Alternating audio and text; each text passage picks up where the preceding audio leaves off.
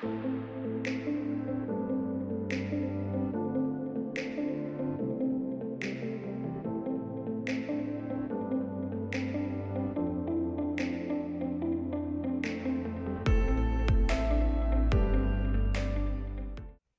afternoon, PHDwin week. My name's Thad Toups. I'm president at Haas and Cobb Petroleum Consultants in Dallas, Texas. I appreciate the opportunity to speak today.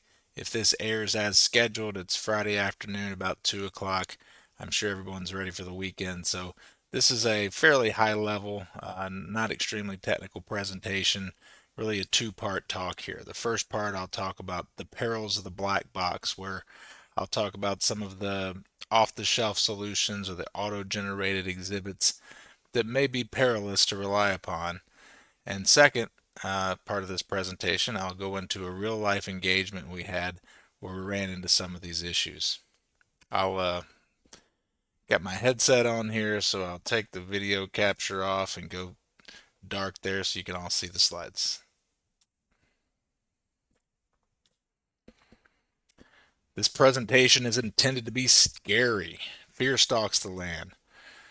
What's the problem here? The problem is data is available like it never was before. That's not a problem, but solutions such as EUR, net pay, internal rate of return are offered in these data subscription packages and software without transparency. And the real problem is when folks rely upon these, and I know folks are relying upon these solutions. So our theory here is that relying on black box solutions in geology and engineering can lead to certain death. Maybe a little hyperbole there, but intended to drive a little fear into everybody today. This is an actual quote from a prospective customer. I was having lunch with this guy 4 or 5 years ago, and I knew he'd kind of shrunk his team and didn't really have any technical folks on board. They were screening assets. They were looking to buy some assets. I was telling him we could support him on that front, and he says to me, I don't really need an engineer because I have Inverse. And I thought, okay, well, good luck, sir. And honest to God truth, about 5 years later, I'm looking at his assets that he bought that are on the chopping block being sold for pennies on the dollar. That doesn't happen all the time, but don't be this guy that thinks they don't need a technical opinion on assets.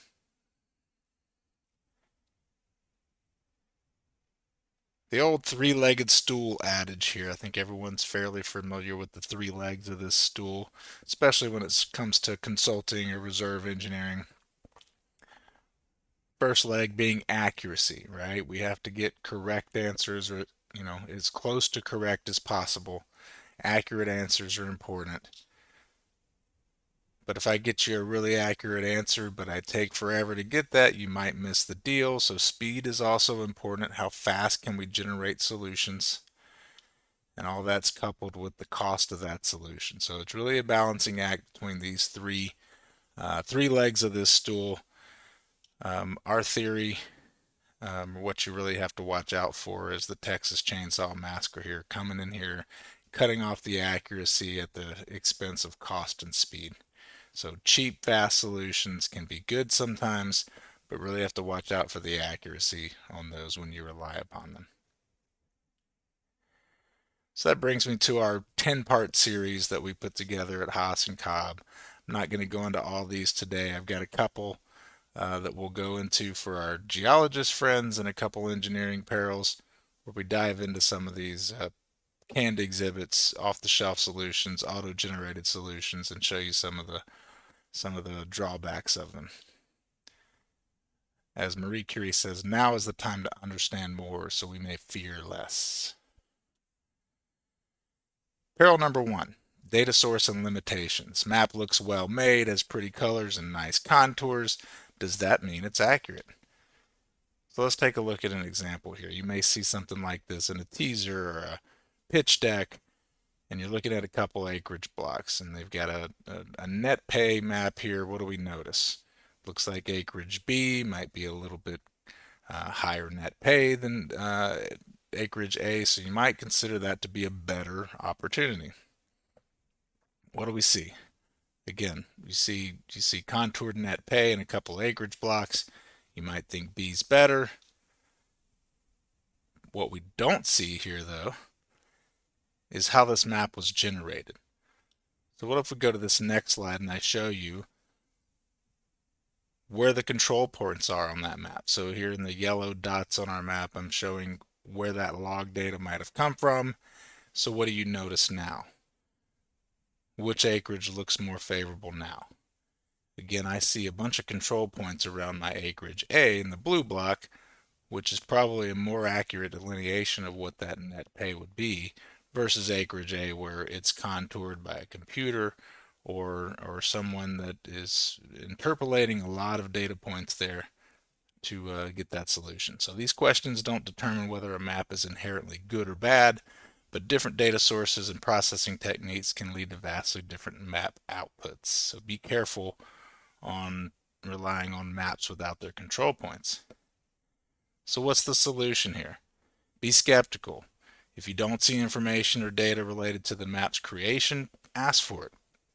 Even if the map is pretty or legitimate, it's important to understand what's behind the map. Another geologic example, another peril here, rock volume and pay cutoff. A lot of times we get a thickness map, right? Here's an example of a Wolfcamp thickness map. What do we see? We see the contoured thickness with the red areas being the higher gross interval thickness. We might think that productivity increases with thickness as we move to the southeast. What we don't see is net pay.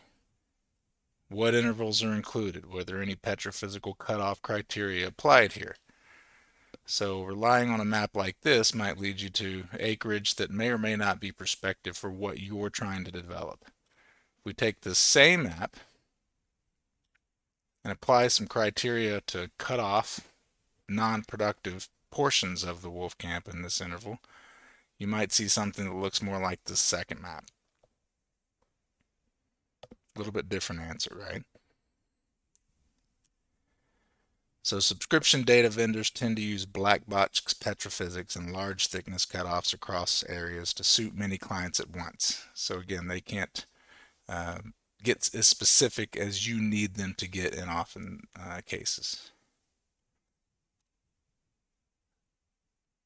Ask for the cutoffs.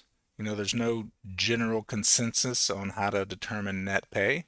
So if you don't know what the criteria was to make those maps, please ask for that. That's an important factor when you're making your decisions.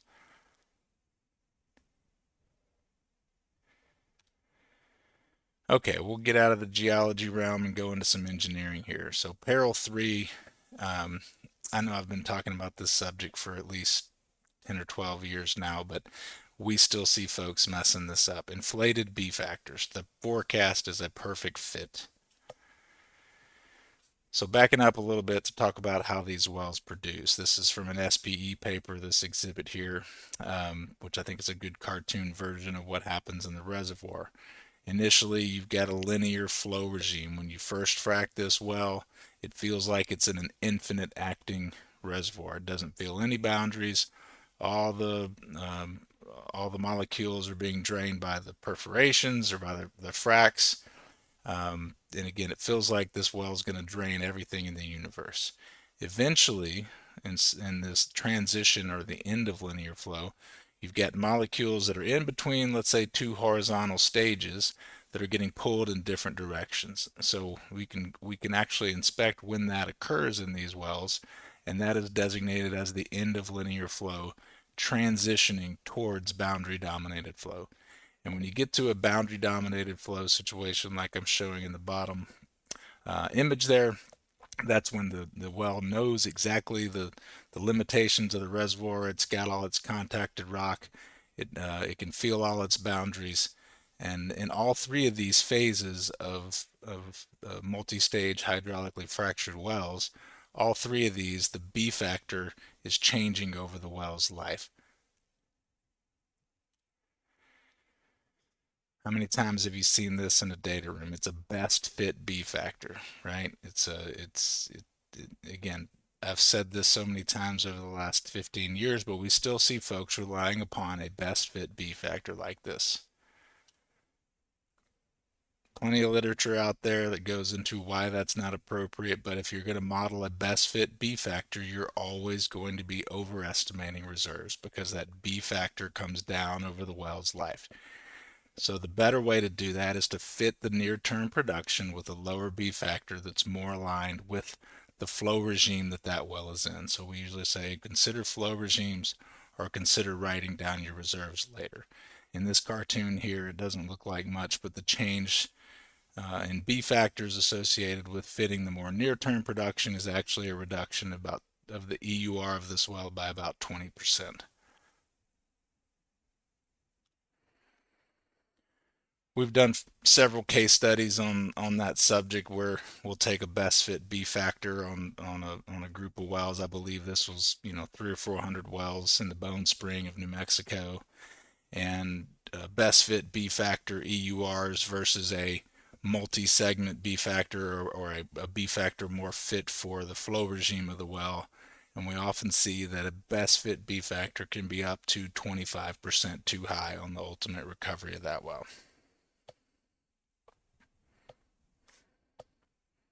So how do you diagnose what flow regime you're in?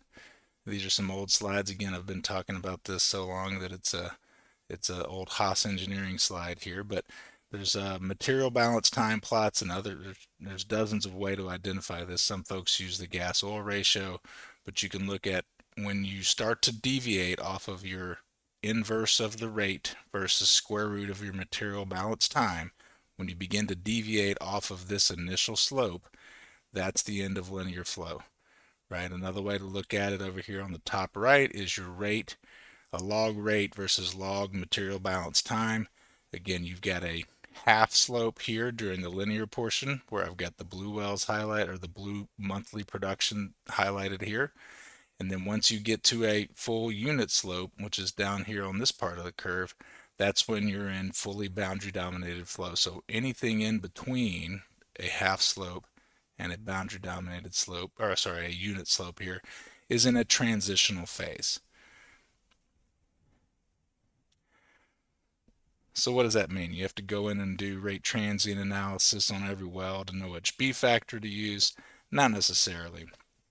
Vintage a lot of times is a good way to look at it, or you can bend your wells using other things such as stage spacing or proppant loading or well spacing and kind of start to look at some of these trends. But this is a big group of wells here. I've colored them by vintage in these other plots, but you can see if I look at kind of my older vintage wells in this exhibit, most of these wells are on this unit slope down here already, which indicates they're in a boundary dominated flow regime. The literature says in boundary dominated flow, we should be using B factors much, much less than 1. In fact, in solution gas drive reservoirs, the literature says to use a B factor of about 0.3. Transitioning flow regimes wells here, so it's going to be somewhere between a 0.5 and a 1. If you see something that's not a half slope but not a linear slope, you might consider something about a 0.6 or a 0.8. And then early time data when the well is still in linear flow. Again, you're not supposed to, linear flow regimes will fit a B factor up to 2.0, but we recommend something maybe a little bit north of 1 if you've got wells that are going to remain in linear flow for a little bit longer.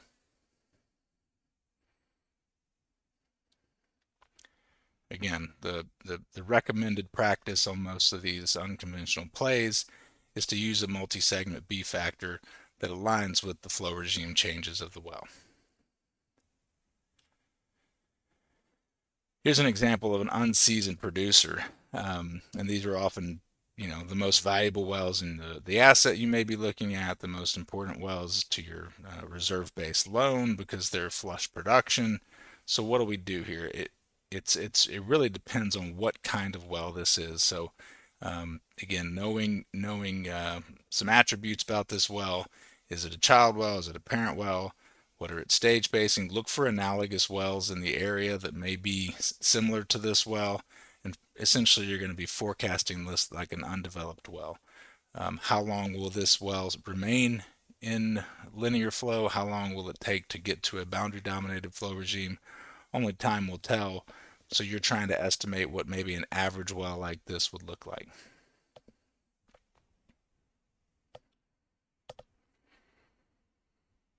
On the subject of off-the-shelf solutions, there was a recent bake-off. This was last year, the SPWE Symposium, Software Symposium, brought together at least 15 vendors. I think there were upwards of 20 or so vendors that competed in this bake-off. They were given about 1,000 wells to forecast in 12 hours, which is an enormous lift. And this is not intended to belittle these packages. I mean, these are amazing tools that can do a great job of fitting production data quickly.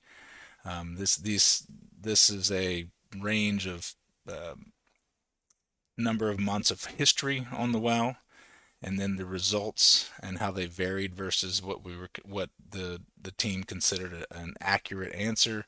So you can see that as you get more months of history on the well, you get a more accurate tight bandwidth around that actual answer. Again, there was some good successes here, but what I wanted to highlight was there was plenty of wells that were all auto forecasted, plenty of basins, I should say, where most of the auto forecasted uh, oil and gas products were considerably higher than the correct answer. So you had some where you were upwards of 63% high on the Eagle Ford here as a percent. They had some groups that did some auto forecasting and some manual forecasting. Again, that's a little bit more accurate, a little bit less error when you consider, manually tweaking a lot of these things. And that's really the key takeaway here, that leveraging auto forecasting tools is important. It's a very important application to have when you're looking at large data sets, but please use the, judgment, use human, keep the scientist in the science, as we say, and make sure those are reasonable fits. Misleading type wells are often one we run into. You might see an exhibit like this um, in your data room justification for a type well that's being presented, right? So here's our gray wells here that are our analogous wells, and look at our green well there. That's our normalized production curve there. That's our type well. That's what we're going to use for our undeveloped locations. Looks very conservative, looks to be kind of right in the middle of the pack. But what I'm not showing you there is normalizing can often lead to an inflated B factor as well. So in this particular example on the bottom right, I normalized all of these gray lines, which have different exponential decline rates. And you can see when you actually normalize those, you get a non-exponential curve. Here's a better example. So if you take a bunch of wells that are on an exponential curve here and you normalize those together, you're going to get a B factor. You're going to get a non-exponential curve. So this actually fit a B factor of 0.3. So normalizing production histories and then using that normalized production to forecast from, you will get a flattening trend that you may not be experiencing. So if these are all exponential decline wells, and your type well uses a B factor greater than 0, you've got something wrong. This was just another example of taking a normalized curve approach on wells that had a small B factor. I think I normalized a bunch of 0.8 B factor wells in this dark green fit. And again, putting them all together and running a type well on them, you're actually going to get an optimistic curve if you only use normalization. That's why I believe the SPWE Monograph 5 that's come out recently is really a proponent of generating forecasts on individual wells and using that whole distribution to define your initial rates and decline rates for your wells rather than just a normalized curved approach. Okay, for the second part of my talk, I'm going to bring in one of my favorite childhood characters, Alfred E. Newman from the Mad Magazine series. And Alfred had a famous catchphrase. He would say, "What, me worry? Dodging reserves disasters, what's the real cost of shoddy engineering?" So I'll speak a little bit to reserves and how we classify those, and I'll also dive into a real world dilemma that we faced here at our shop, where some of the pitfalls of black box solutions came into play.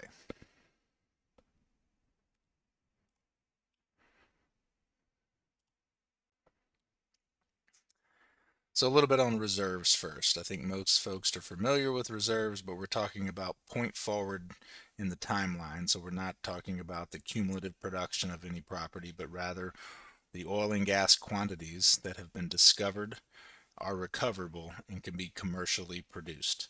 So for a reserve, for a barrel of oil or an MCF of gas to be considered a reserve rather than a resource, it has to meet those three criteria: discovered, recoverable, and be commercial to extract under current conditions. Accurate reserve estimates will continue to be more and more important as we get onto the tail pieces of these forecasts, as we look at tier 2 and tier 3 types of assets. The accuracy in these forecasts are more and more important because there are more and more marginal type properties. Many factors are important when making an oil and gas investment decision. Reserves are usually important. I'll say reserves are usually most important. There are factors such as commodity pricing and expenses, and obviously your purchase price, that are critical to whether the deal is a good deal or a bad deal. But the amount of hydrocarbon volumes that will be produced by the asset is generally the most important factor in that deal. A couple other things on reserves: every answer is exactly wrong. And so when I provide a estimate from my customer and I put it on a sheet of paper and I send it to him, it's not an exact answer. It looks like an exact answer, but it is an estimate. So therefore, every answer that is conveyed is pretty worthless unless it's conveyed with a confidence interval. So this is where terms like proved and probable come into play. If I provide a reserve estimate that is in the proved category, that is a very conservative estimate. That is a 90% chance of meeting or exceeding the volume. So if I provide a reserve estimate that is in the probable category, that is a 50-50 chance. That is a likely as not coin flip. That is where most business decisions get made. Most folks are not using their proved reserve report to make their business decisions because it is, by definition, a very conservative estimate. And those things get blended and misconstrued often, that your business plan is the same thing as your proved reserve report for your bank, and they are not the same thing. Let's go to the casino. This is one of my favorite places on earth. It's the Wynn Casino in Las Vegas. Maybe I'll see some of you at the World Oil Man Poker Tournament in April. It's a great spot to go. Try all the chance games here. You're walking up, you see all the different tables. Each table's got its own set of rules, and each game's got its own set of odds. But would you walk up to a table without knowing the odds of winning? No. And I think one of the key hats that we wear as reserve engineers is to explain the odds, right? Explain the odds of the game. What is a probable reserve? It's a 50-50 bet, sir. What is a proved reserve, sir? That is a 90% chance. Roulette's a great way to illustrate this. There are 36 numbers on the board. The house will sprinkle in one or two or sometimes three green ones to give the house a little bit of an edge, but in general, this is a 50-50 bet, right? If you're going to walk up and bet black, you're going to essentially have close to a 50% chance of hitting that number. That is more like your business plan. That is what more transactions take place around, kind of that likely is not scenario. However, when you require a proved reserve report, like you may want to put some debt on the asset, your reserve-based lender does not want to play the same game. Your reserve-based lender wants to play the game I'm showing you here, where 90% of the squares are black, and guess what? They're always going to bet on black. Okay, so here's the real-world dilemma. I'll tee it up for you.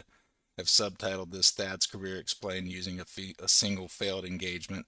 This is, again, often a conundrum that we're faced with, where our customers are trying to use their business plan as a proved reserve, and again, it's two different animals. So here's the scenario.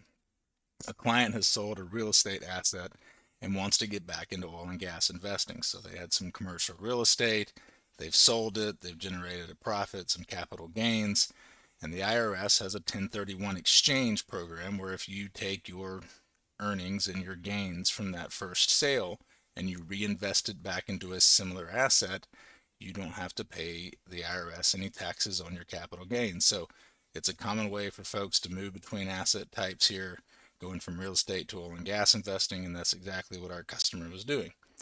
So the client has been working with a buy-side investment bank.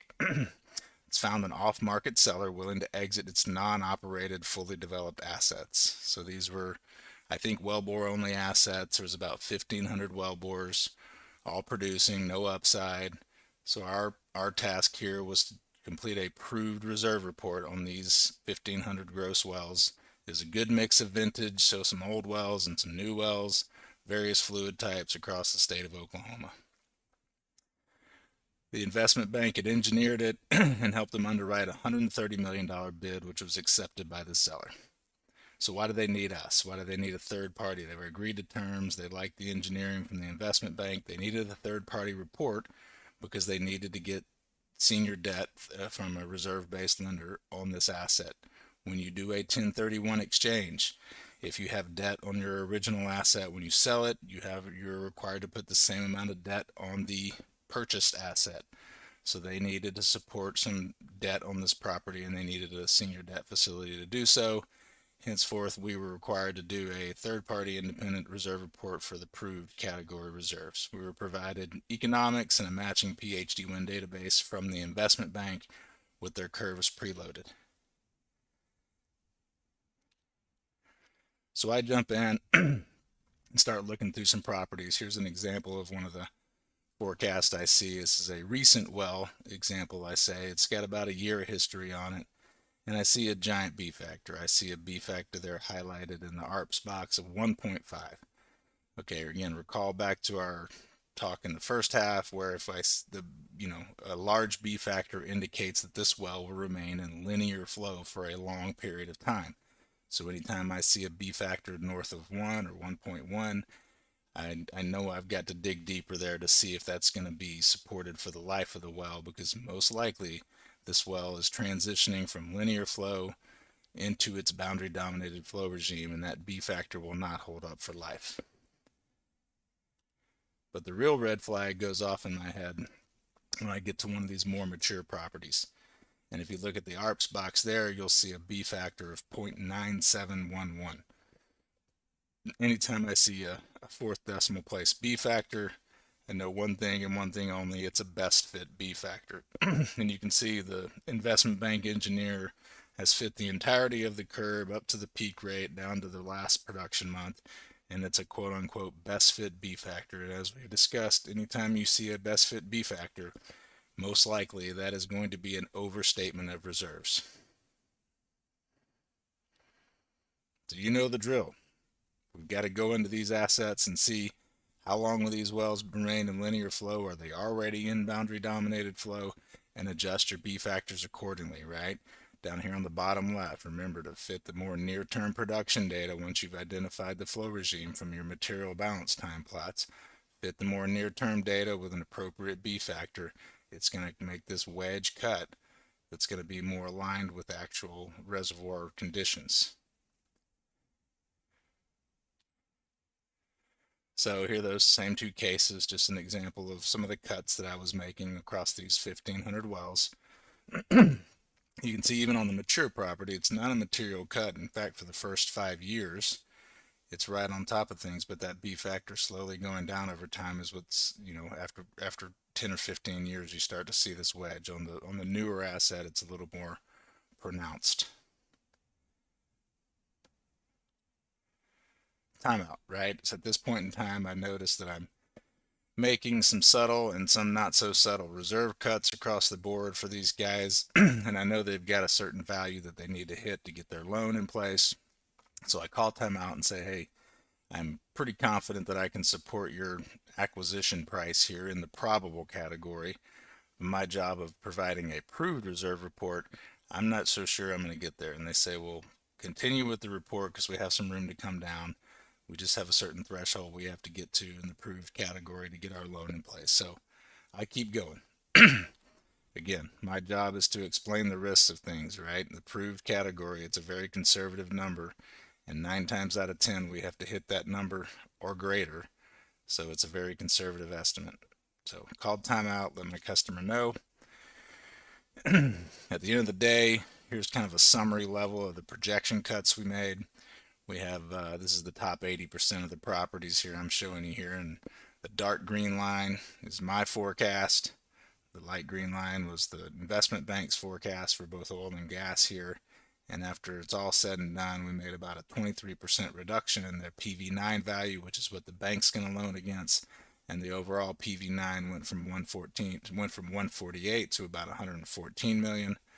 And these guys needed to put $85 million of debt on this asset. And you know, if you work with any reserve-based lenders, this ratio here is pretty out of whack. The $114 million is not likely to support an $85 million borrowing base from a senior debt facility.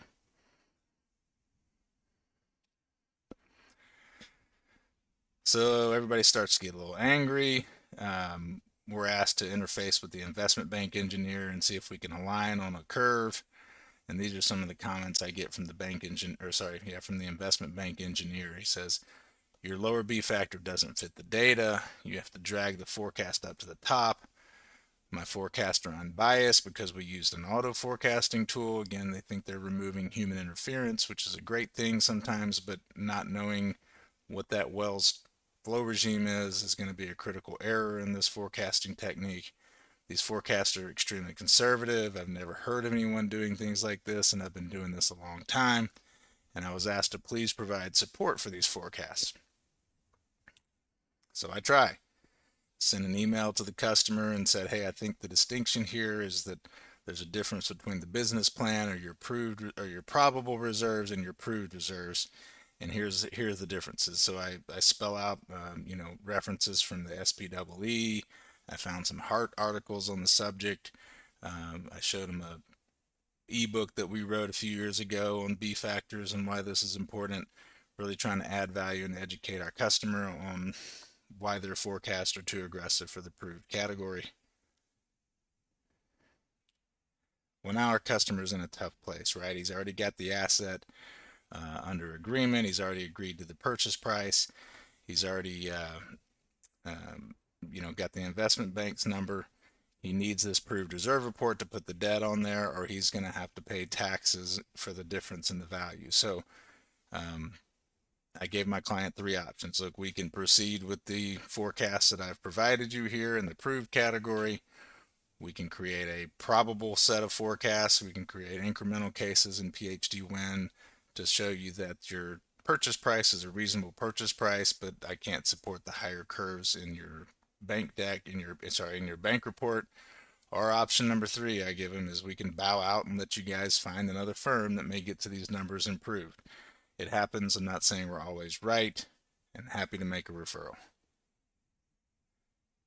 And as you may have guessed, my services were no longer needed, right? The customer thanked us for our work, but they said they're going to go a different direction in engineering, and I'm pretty certain they went to a different independent shop and got a reserve estimate that was more aligned with what they needed and moved on with their asset.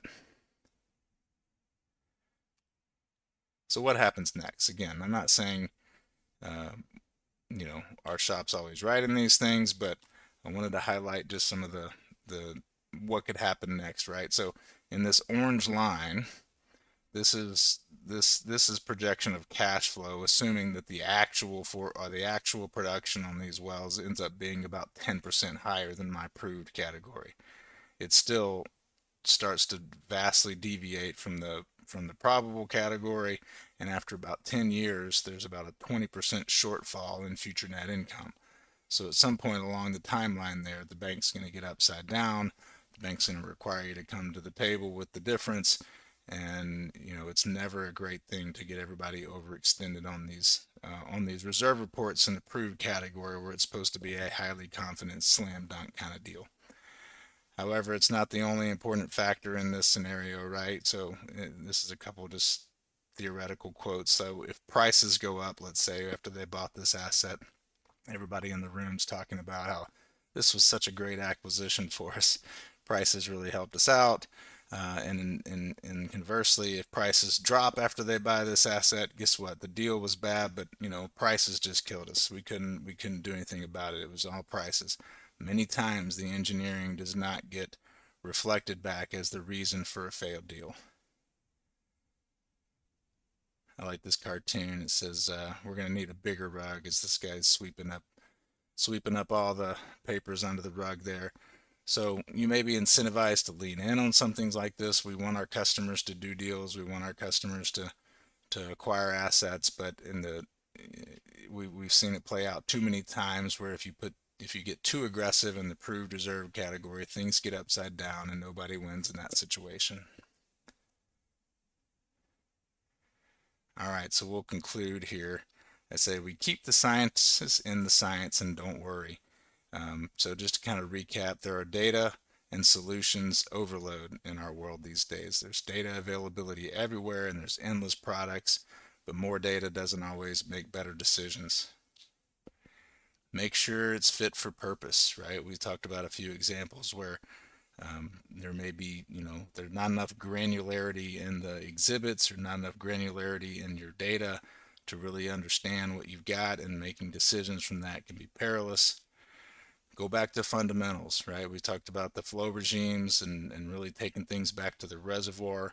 Just because it's the best fit on the data itself doesn't mean it's geologically sound or engineering sound. Critical thinking is always key. Question the data. If you don't know the origins or the source, ask questions and you'll be more likely to make good investment decisions. I appreciate the opportunity to talk to you guys today. You can reach us on these channels. My email is ttoups@haasandcobb.com if you ever want to reach out to me personally. Again, thank you PHDwin for the opportunity to talk.